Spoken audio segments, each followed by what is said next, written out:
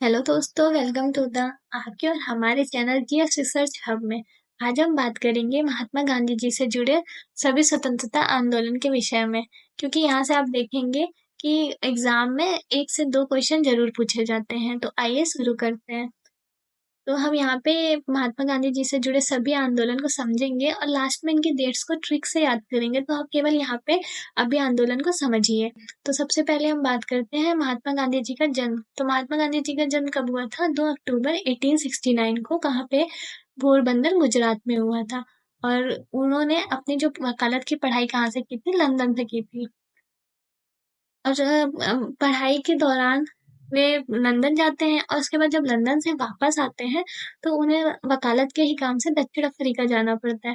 दक्षिण अफ्रीका वो 1893 में जाते हैं और वहाँ पे वे जाते हैं तो देखते हैं कि जो भारतीय हैं उनके साथ बहुत ज़्यादा भेदभाव हो रहा है।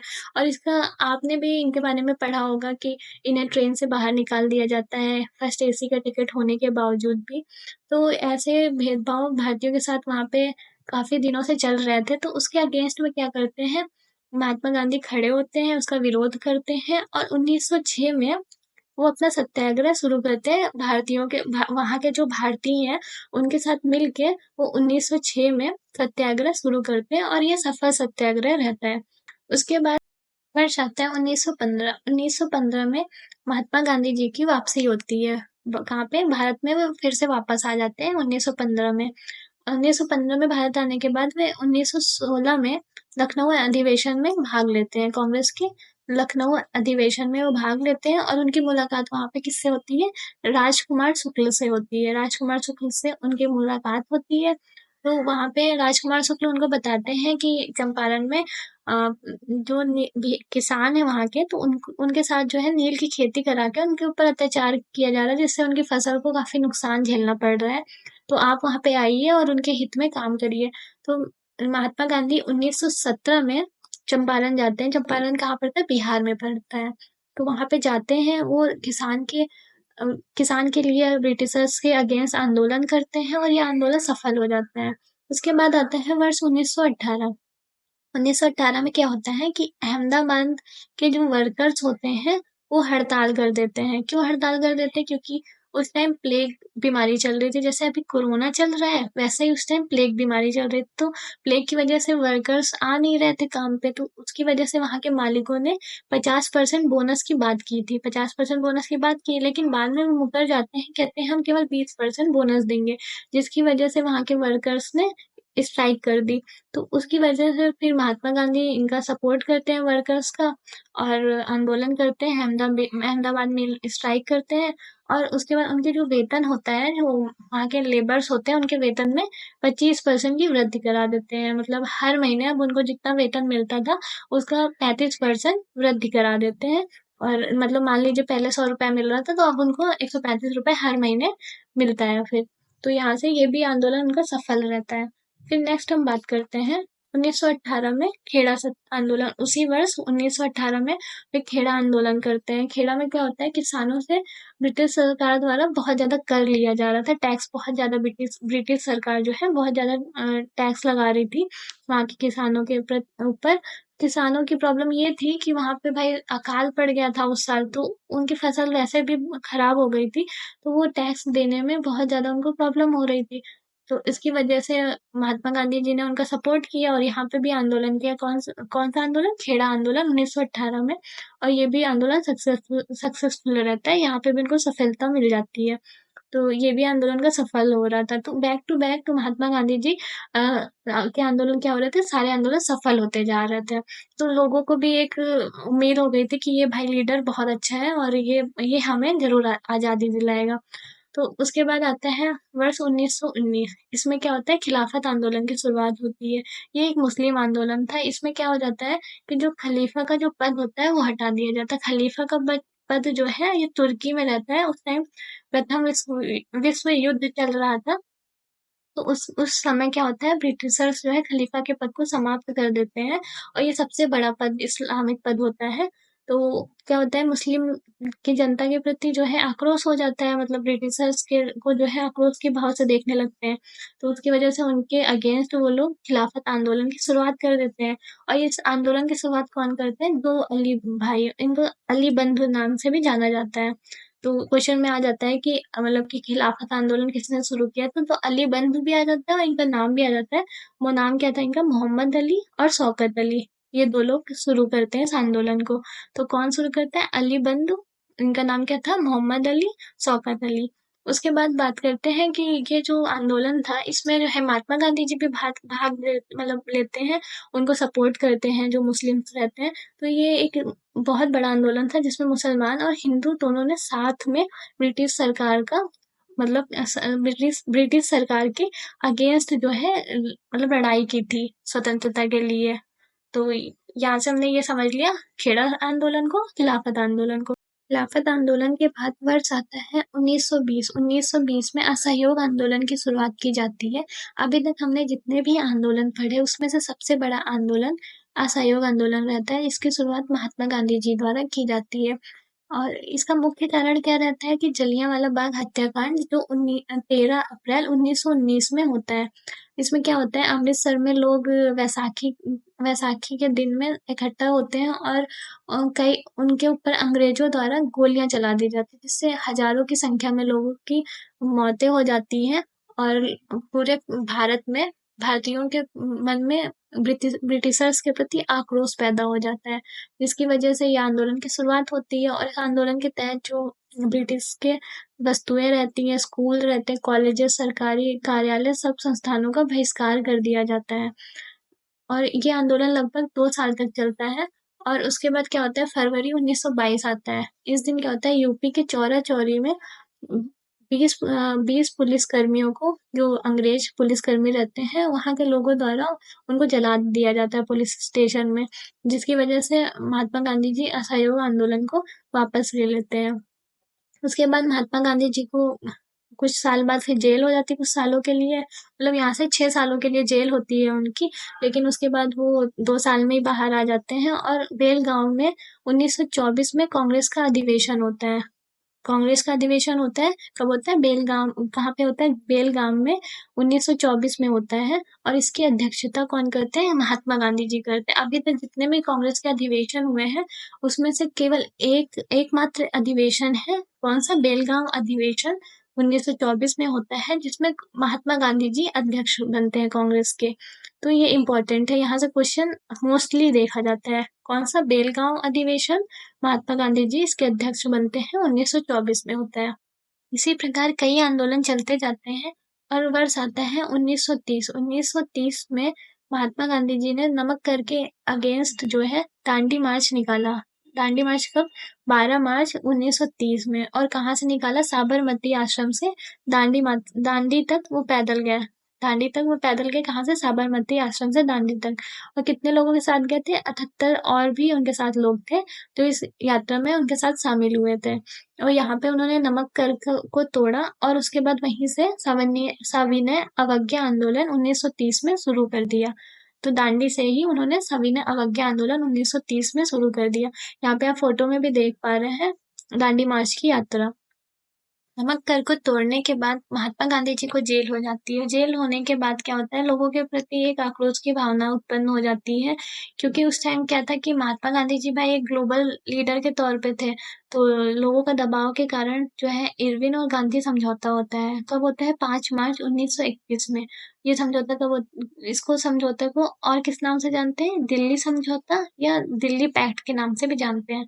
और उस टाइम जो है वायसराय कौन थे? इरविन थे। तो इरविन और महात्मा गांधी जी के मध्य जो है ये समझौता होता है। और समझौते की जो शर्तें होती है वो क्या होती है कि गांधी जी कुछ शर्त रखते हैं और कुछ इरविन। तो गांधी जी की क्या शर्तें रहती हैं? वो कहते हैं कि भाई जो राजनीतिक बंदी बंदी हैं उनको रिहा करिए और नमक बनाने का हमें अधिकार दीजिए। राजनीतिक बंदियों को रिहा करिए और हमें नमक बनाने का अधिकार दीजिए। तो इरविन कहते हैं भाई ठीक है। उसके बाद इरविन क्या शर्तें रखते हैं कि सविनय अवज्ञा आंदोलन आप रोकिए जो आप ये आंदोलन कर रहे हैं, और दूसरा है कि आप दूसरी गोल मेज में भाग लीजिए। तो गांधी जी कहते हैं ठीक है, तो ये समझौता हो जाता है। उसके बाद क्या होता है कि महात्मा गांधी जी दूसरी गोल मेज सम्मेलन में 1931 में भाग लेते हैं। और भाग लेने के लिए उन्हें कहाँ कहाँ जाना पड़ता है? लंदन, क्योंकि ये जो सम्मेलन है कहाँ हो रहे थे? लंदन में हो रहे थे। और लंदन वो राजपुताना जहाज से जाते हैं। तो ये याद रखिएगा, क्वेश्चन आ जाता है ये कि महात्मा गांधी जी लंदन किस जहाज से गए थे? तो राजपुताना जहाज से गए थे। और उनके साथ कौन कौन गए थे? सरोजनी नायडू और एनी बेसेंट भी उनके साथ गई थी। जब वहां पे गए और वहां पे भाग लिया, तो वहां पे प्रधानमंत्री उस टाइम कौन थे? जो मतलब लंदन में प्रधानमंत्री कौन थे?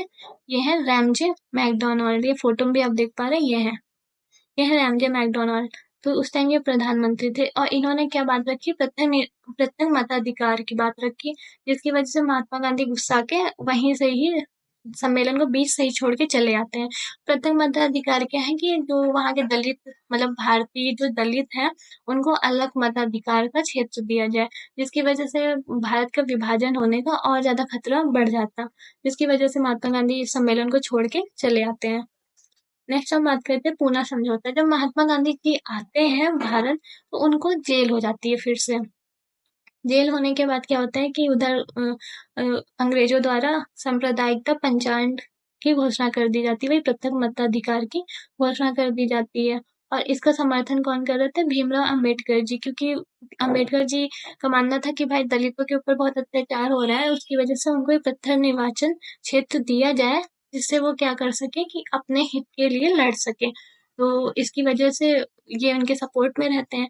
तो महात्मा गांधी जी जेल में ही, उस टाइम वो पुणे की जेल में रहते हैं, तो वो अनशन पे बैठ जाते हैं कि आमरण अनशन करने के लिए वो ठान लेते हैं। तो जिसकी वजह से भीमराव अंबेडकर जी और महात्मा गांधी जी आपस में मिलते हैं और एक समझौता होता है, उसे क्या बोलते हैं? पूना समझौता 1932, जिसके तहत जो ये सांप्रदायिकता पंचांग है, इसको समाप्त कर दिया जाता है।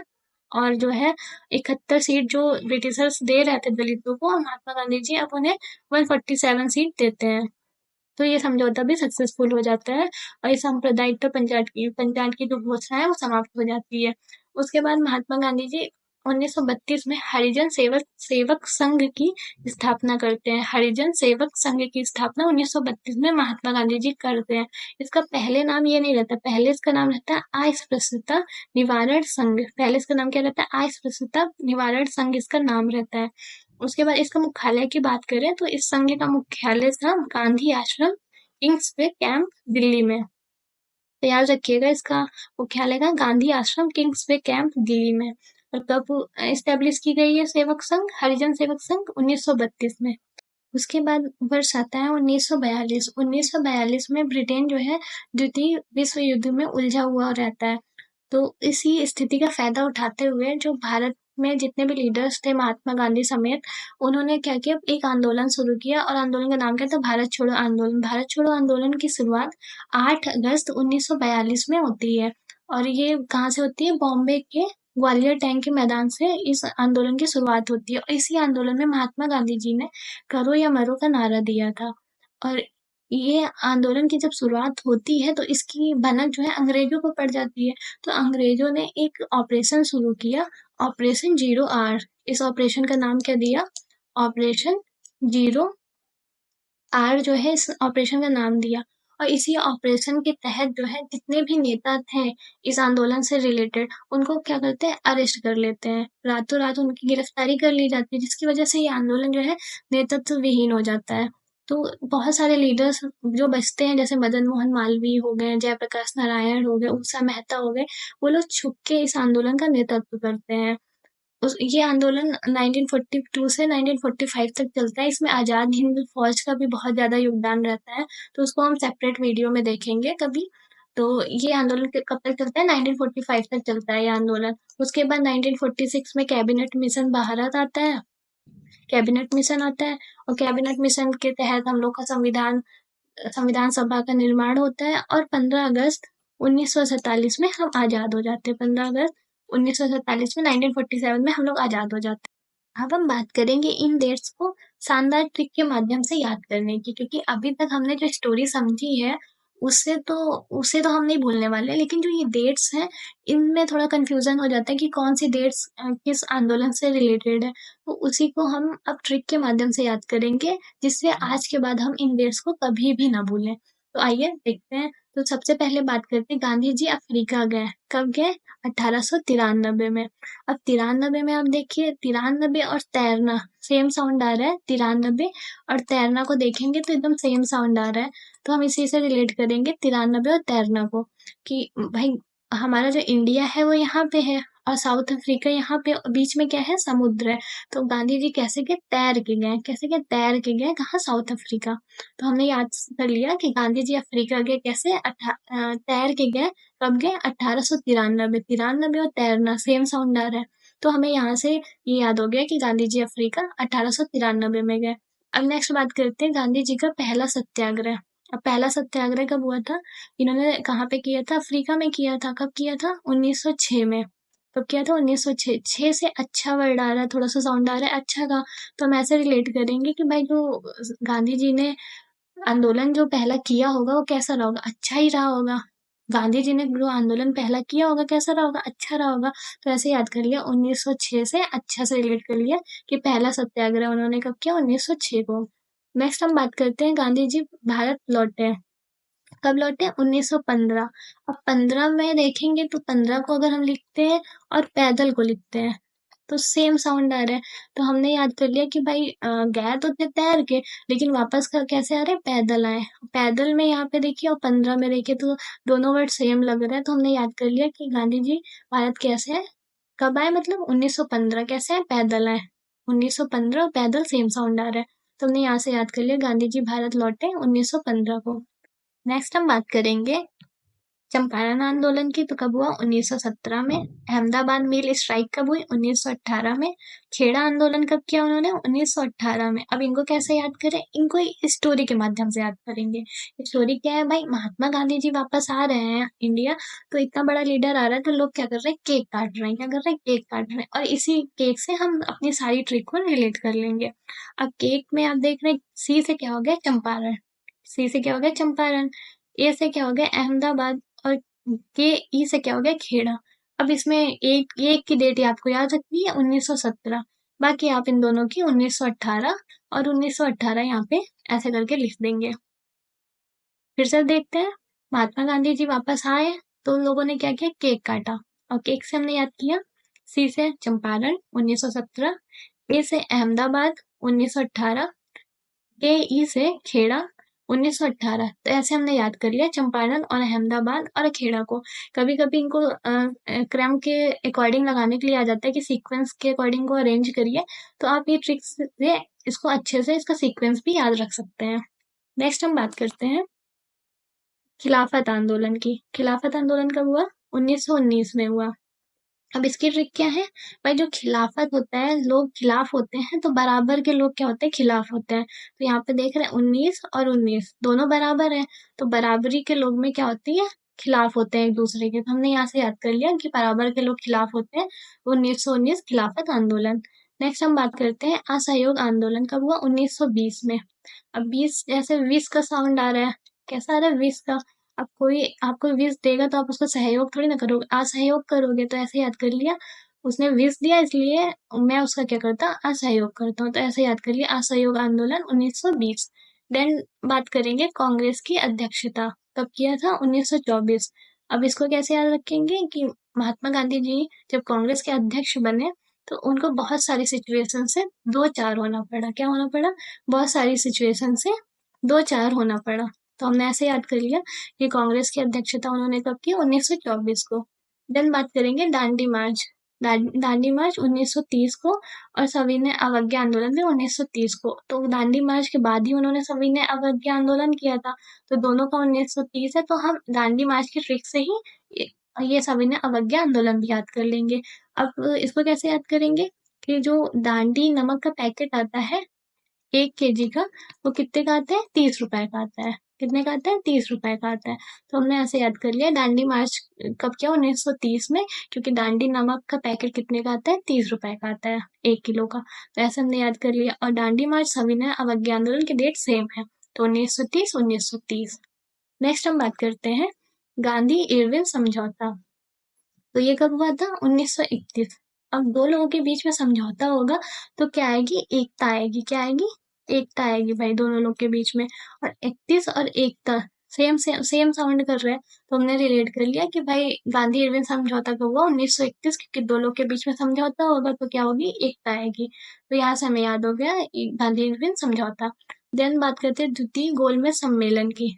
तो भाई गोलमेज में लोग आपस में बैठेंगे तो उनमें कभी क्या आएगी, एकता आएगी। तो इसकी भी डेट क्या है, 1931। तो द्वितीय गोलमेज सम्मेलन 1931, गोलमेज में लोग बैठेंगे तो उनके बीच में भी एकता आएगी। देन हम बात करते हैं पूना समझौता। पूना समझौता 1932। ये सब अभी हमने पढ़ा कि अम्बेडकर जी और महात्मा गांधी जी के बीच में क्या हुआ था, पूना समझौता हुआ था। कब हुआ था, 1932 में। अब भाई जब समझौता हुआ तो गांधी जी और अम्बेडकर जी क्या हुआ, खुश हो गए। तो खुश हो गए तो क्या हुआ, उनके जो दांत थे 32 के 32 दांत उनके दिखने लगे। भाई इंसान खुश होता है तो क्या होता है, उनके उसके 32 के 32 दांत दिखने लगते हैं। तो यहाँ से हमने याद कर लिया पूना समझौता 1932 में हुआ था। और नेक्स्ट क्या है, हरिजन सेवन संघ। हरिजन सेवक संघ की स्थापना कब हुई थी, 1932 में हुई थी। अब इसको कैसे याद करेंगे, जो हरि हरि या भगवान के जो भक्त होते हैं वो क्या होते हैं, हमेशा खुश रहते हैं। खुश रहेंगे तो उनके भी 32 दांत दिखेंगे। तो हमने ऐसे याद कर लिया कि जो है हरिजन सेवा संघ की स्थापना 1932 हुई थी, क्योंकि हरि के जो भक्त होते हैं वो हमेशा खुश रहते हैं, तो उनके 32 दांत दिखते हैं। तो यहाँ से हमें ये भी याद हो गया। देन हम बात करेंगे भारत छोड़ो आंदोलन की। कब हुआ था, 1942 में हुआ था। 42 से हम याद रखेंगे बयां वर्ड को। क्या याद रखेंगे, बयां वर्ड को। तो हम ऐसे याद कर लिए कि जो महात्मा गांधी जी ने अपनी 1942 को अपनी सारी दुख बयां कर दिया और कहा अंग्रेज अब भारत आप छोड़ दो। क्या अंग्रेज अब जो है भारत छोड़ दो। 1942 बयां कर दिया। कैसे, 1942 और बयां सेम साउंड आ रहा है, तो हमने ऐसे याद कर लिया भारत छोड़ो आंदोलन 1942। महात्मा गांधी जी ने अंग्रेजों को भारत छोड़ने के लिए अपनी सारी तकलीफें बयां कर दी कि अब भाई भारत छोड़ दो, आपका ज्यादा हो गया अब। तो यहाँ से हमने ये सारी डेट्स याद कर ली। तो आई होप आपको ये डेट्स अच्छे से तैयार हो गई होंगी। तो आज आपके लिए क्वेश्चन है। क्वेश्चन क्या है कि गांधी जी किसे अपना राजनीतिक गुरु मानते थे। इस क्वेश्चन का आंसर आप कमेंट बॉक्स में जरूर करिएगा। तो आई होप आपको ये सारी डेट्स अच्छे से तैयार हो गई होंगी और ये स्टोरी भी आपको अच्छे से समझ में आ गई होगी। तो मिलते हैं ऐसे इंटरेस्टिंग वीडियो के साथ नेक्स्ट लेक्चर में। Thank you.